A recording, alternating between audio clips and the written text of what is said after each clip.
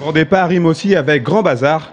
Samedi matin à Monet, pour le premier jour officiel des grandes vacances estivales, le commandant Grochowski et ses hommes avaient sorti l'artillerie lourde pour cette opération de prévention grandeur nature dans le but de faire la chasse aux véhicules en surcharge. On constate que justement lors des migrations, lors des grandes migrations estivales, vous avez beaucoup de personnes qui roulent en surcharge au niveau des véhicules particuliers. C'est la raison pour laquelle nous sommes là aujourd'hui. Disons c'est une réaction d'incompréhension parce que pour eux, ils n'ont pas l'impression d'être en surcharge. Le problème, c'est qu'ils n'ont pas conscience que le véhicule devient un danger. Il faut savoir qu'un véhicule qui est en surcharge, il y a une modification de la tenue de route. Vous avez le centre de gravité qui s'élève. Donc forcément, dans les virages, vous avez davantage de ballons.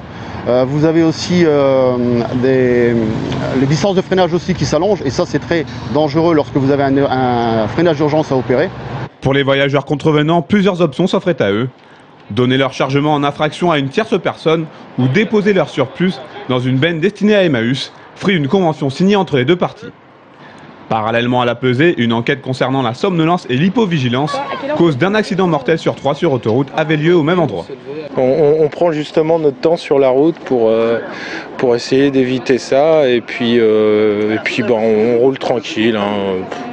Là je roule quasiment tout le temps à 120 km/h, donc je prends une marge importante déjà pour laisser partir les autres devant et puis pas être stressé par les dépassements et tout ça.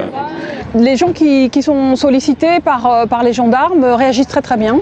Ils viennent volontiers répondre à ces questions et ils sont même intéressés pour connaître mieux les risques de la somnolence au volant et surtout les moyens de prévenir ce risque. Bilan des 4 heures de contrôle, près de 30 véhicules en infraction, dont certains dépassaient de plus de 20% leur poids total autorisé. A noter que ces deux opérations combinées étaient placées sous l'égide de la préfecture d'Indre-et-Loire.